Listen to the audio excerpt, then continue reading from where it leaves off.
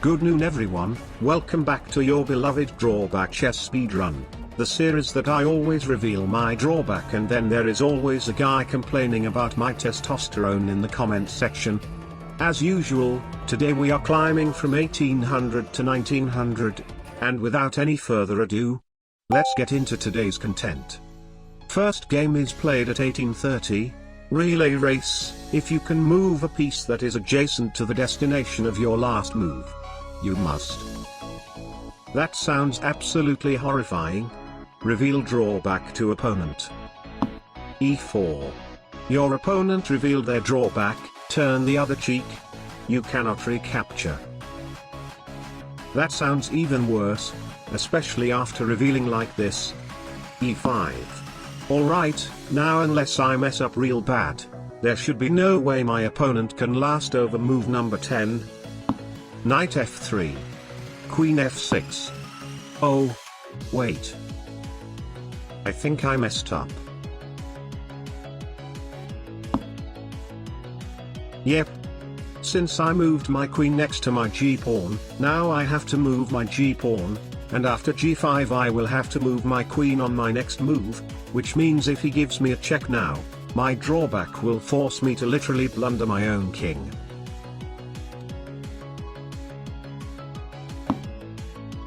My bad. Ha! Never mind. Queen takes f2 check. My opponent cannot recapture. Bonk loud. Resignation. That was fast. I mean, a little bit of thing went wrong back there, but at the end of the day, a win is a win. Second game, let's go. Second game is played at 1860. I don't know how to read this word. You can't make the move that Stockfish would make. I am absolutely dead. Reveal drawback to opponent. E4 is forbidden, but D4 is acceptable. This drawback is pretty much humanly impossible even without revealing, because in a lot of situations we will be forced to deny our own checkmate in one, which means we can only checkmate if we have multiple ways to checkmate in one, and then we can only take the king if there are multiple ways to take the king. Big chance this is actually the #1 hardest drawback on the website. D5. Your opponent revealed their drawback, Botes Gambit. At the start of turn 11, you must not have a queen, and your opponent must have a queen. Aha! Maybe we actually have a chance. Bishop f4. Knight c6. Very tricky. Now he can actually take my pawn, and then my queen cannot take back because that will obviously be the best move of the position. Therefore, e3. Now I'm defending my deep pawn in two different ways, and since my drawback can only prevent one move, I will still be able to recapture with the other move. Bishop f5. Alright. Here we go. Queen to d3. The plan is very simple.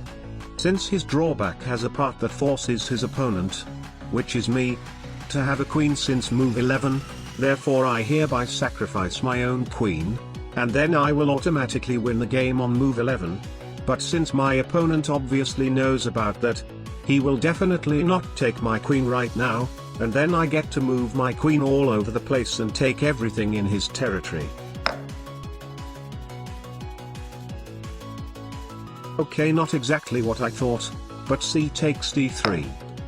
Now he has to win within 11 moves. And you know what? I actually think he can.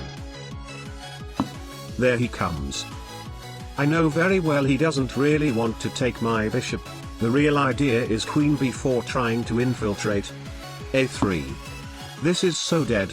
After the infiltration I most likely can never take his queen because the capture is very much considered as the position's best move. Queen b4 regardless. Knight blocks.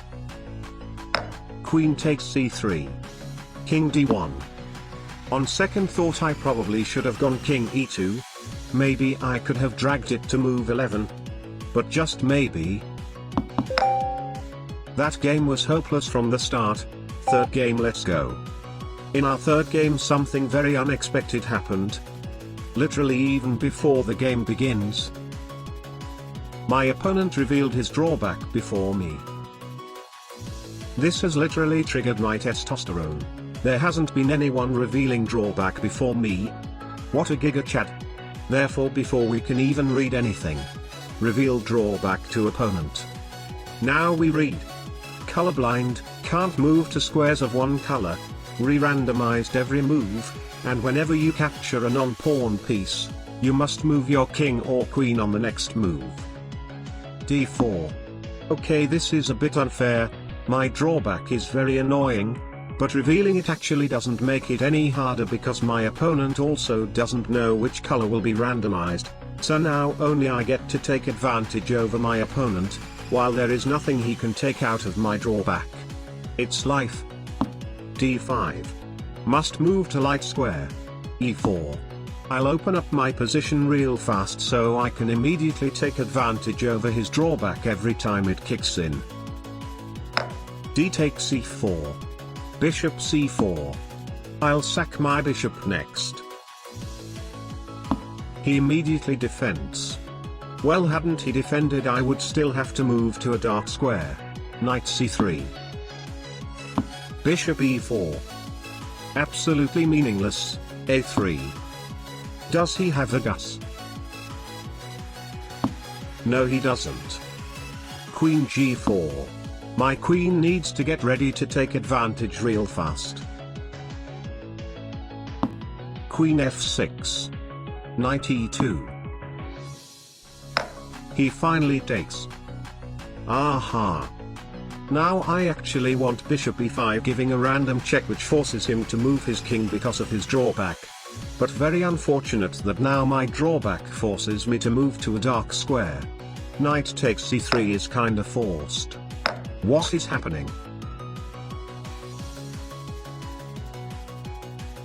Aha. I see. He is literally arguing that his luck is better than my luck. Now things get very personal. And guess what? Must move to light square? What the f? King D1 is forced. Alright. Here is how it goes. Both Queen E2 and Queen D2 and are literally checkmates in one. Now he is 100% going to choose one of these two squares, and then my drawback is gonna random one of the two colors. It all comes down to luck.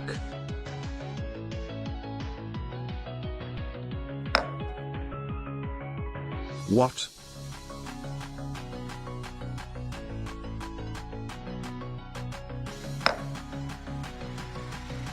Why? Well, I don't know.